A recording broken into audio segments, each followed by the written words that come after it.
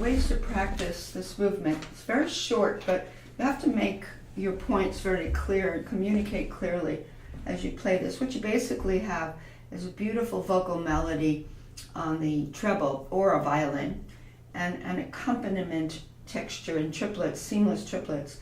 So you want to make sure your triplets don't ever overshadow these long sustained notes in the treble.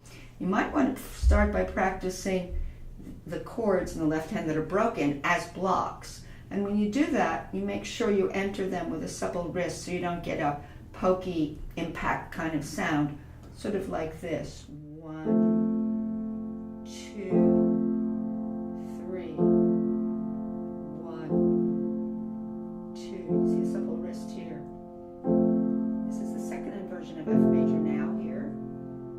Here's the dominant C major chord. It comes back. Then it's going to roll across like a harp into the right hand here where it goes. I want that to be a continuous line there for sure.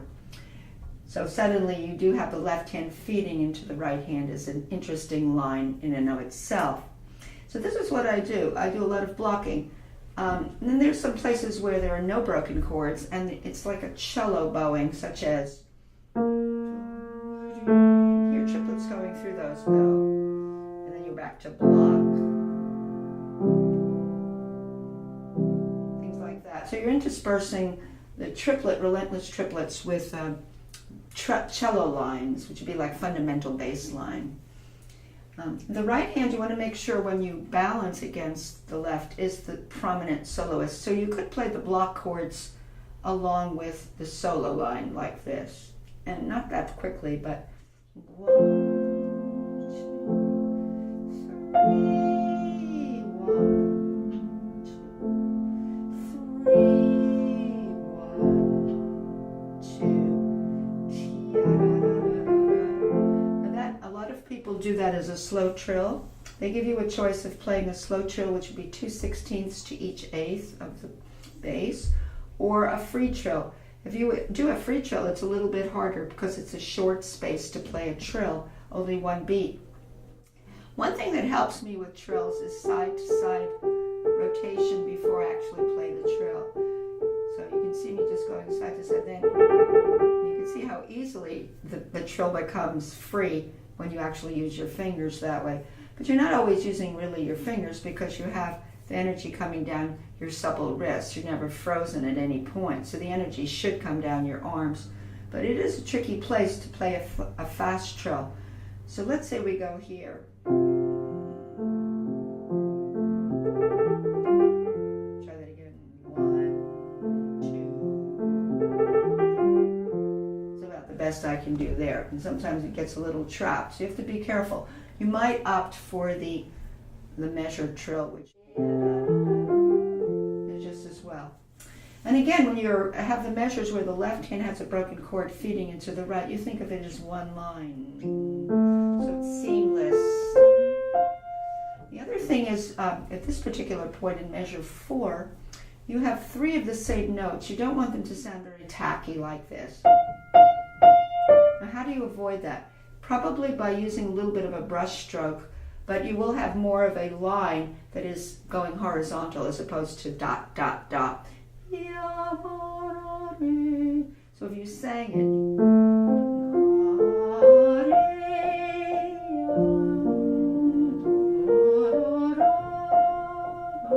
hear more of one F instead of 3 Fs. Sort of that's the thread of the melody. So that's some ideas I have about this. And then, of course, you really want to let the melody, again, be the supreme soloist, such as in measure 6, where it starts blossoming out because there are quicker notes. In the beginning, you have long notes, long notes. These are pretty long. Now, later, after he does this,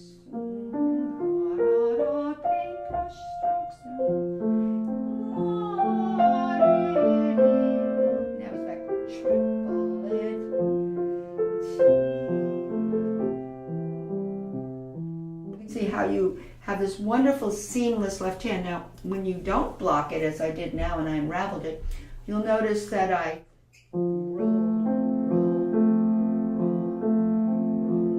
So actually a counterclockwise motion. You can see a counterclockwise motion going through that. Again, be aware of sequences where you're saying the same thing on a different level, and what you do there. It could be higher or lower. Usually if it's lower, it's going to be softer, but not necessarily. Now there's some other places. One of the most poignant places in this is where he modulates into G minor, because suddenly from major to minor is a change in mood and affect. So you want to convey that. And that occurs after actually he modulates in one portion of the piece to the dominant key, which occurs, let's see where that occurs first. Right here. He has a G7 chord, which is the dominant of the dominant. He's going to C major, which is the dominant of F major, through its dominant, which is a G7 chord. So this is a G7 chord. Now these are a lot of parallel thirds. You don't want to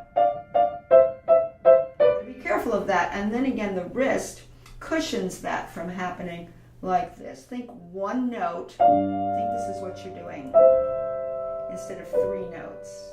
So instead of hearing 3 consecutive thirds in another group of consecutive 3 repeated thirds in another group, which gets very up and down sounding instead of getting the beautiful singing tone, you want to think as if you went destinations, that. So on the way,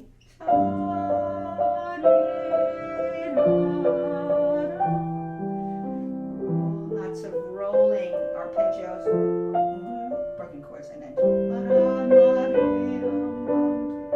Same thing there. Be careful that you really hear the thread as that. And this is the suspension or pacciatura.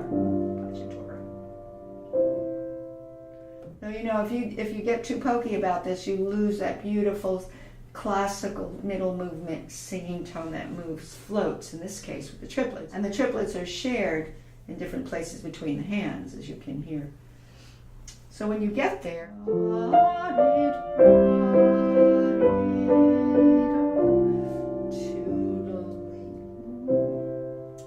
so now he comes to this next part, which is the minor, and he's going into G minor, and this is so beautiful. He takes that C and he makes it the fa of G minor, do, re, mi, fa.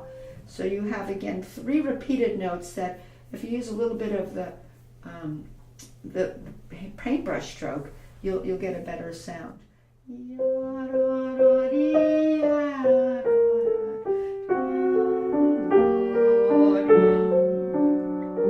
That's all he has of G minor. But he's now sequence back to F major.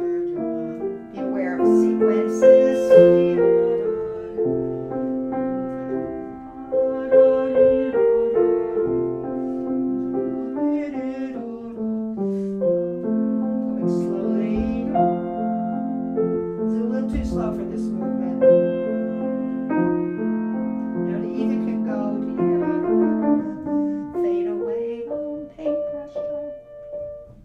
Should have lifted there.